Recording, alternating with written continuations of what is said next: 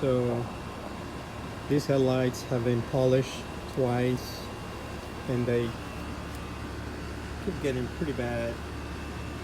It's been probably 2 years since the last time they were polished.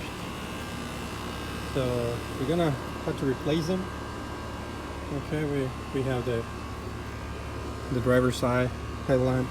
Just remember that you have to remove the harness from the old headlights, and it only has 3 screws. The one on the side of the fender, that one goes right down here.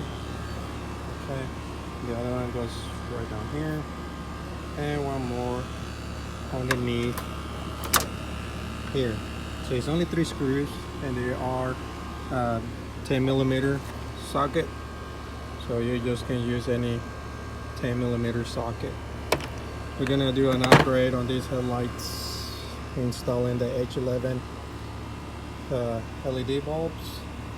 So let me get working and show you guys how it looks at the end.